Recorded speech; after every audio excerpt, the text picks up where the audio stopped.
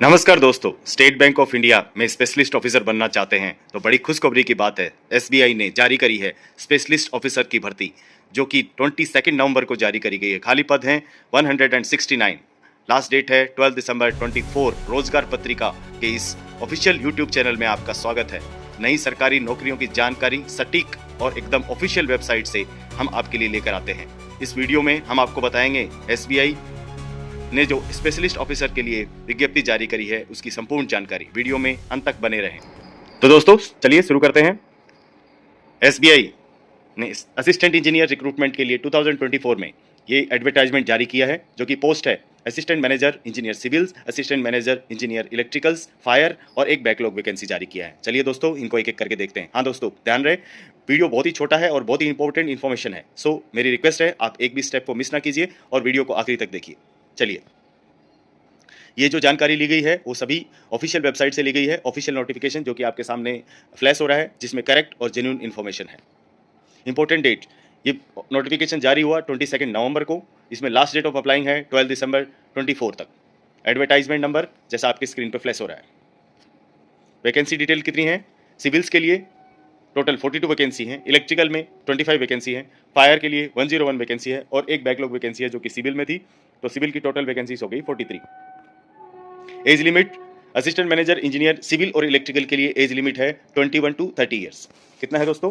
21 to 30 years, जिसमें आप जन्मे होने चाहिए 2 अक्टूबर 1994 और से लेकर 1 अक्टूबर 2003 के बीच, तो आप इसके लिए अप्लाई कर सकते हैं। Age limit for assistant manager engineer fire में आपकी जो एज है वो हो सकती है 21 टू 40 ईयर्स, जिसमें आपकी जो डेट ऑफ बर्थ है वो होनी चाहिए 2 अक्टूबर 1984 से लेके 1 अक्टूबर 2003 के बीच में। एज लिमिट्स में जो रिलैक्सेशन है एज पर जो लेट डाउन रूल्स हैं एसबीआई के, उसके थ्रू आपको मिलेंगे। एलिजिबिलिटी क्राइटेरिया क्या है? आपकी क्या क्वालिफिकेशन होनी चाहिए? सबसे इंपॉर्टेंट, आपकी क्वालिफिकेशन में आपको चाहिए बीई और बीटेक। बीई और बीटेक की डिग्री आपके पास में होनी चाहिए और इसके साथ आपके पास 2 साल का एक्सपीरियंस होना चाहिए। 2 years experience in relevant trade, मतलब जिस भी ट्रेड में आप अप्लाई कर रहे हैं, सिविल में कर रहे हैं तो सिविल के लिए, आप इलेक्ट्रिकल में कर रहे हैं इलेक्ट्रिकल के लिए, या फिर आप फायर में कर रहे हैं तो फायर के लिए आपको 2 इयर्स का मिनिमम एक्सपीरियंस चाहिए और इसके लिए आपको सर्टिफिकेट भी प्रोवाइड करना पड़ेगा। सिलेक्शन प्रोसेस क्या है? इसमें सबसे पहले आपका रिटन टेस्ट होगा, शॉर्टलिस्टिंग ऑफ द एप्लीकेशंस, इसके बाद आपका इंटरव्यू और इंटरेक्शन किया जाएगा आपके साथ, इसके बाद में डॉक्यूमेंट वेरिफिकेशन होगा और आपका मेडिकल एग्जामिनेशन किया जाएगा। कौन कौन से डॉक्यूमेंट इंपॉर्टेंट हैं जो आपको चाहिए? इंपॉर्टेंट डॉक्यूमेंट्स की लिस्ट है आपके पास यहाँ पे।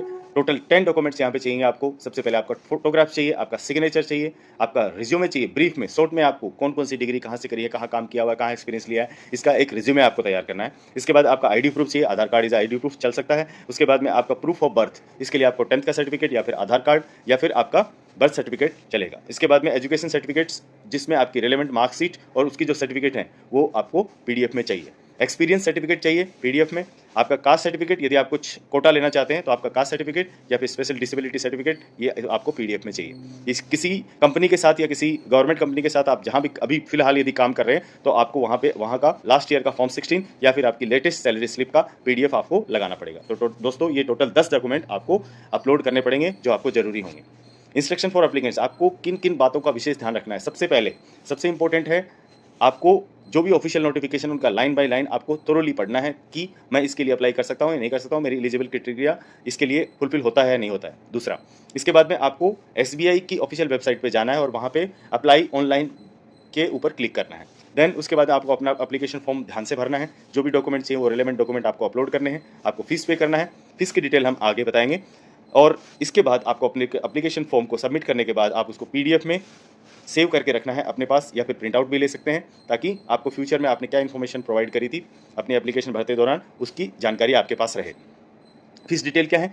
इसमें फीस रहेगी आपके जनरल ओबीसी और ईडब्ल्यूएस कैंडिडेट के लिए 750 रुपीज़ का फीस लगेगा। एससी एसटी और फिजिकली डिसेबल के लिए कोई भी फीस नहीं लगेगी और फीस पे करी जाएगी ऑनलाइन। कैसे? Debit card, credit card, net banking या फिर यूपीआई से आप फीस का पेमेंट कर सकते हैं।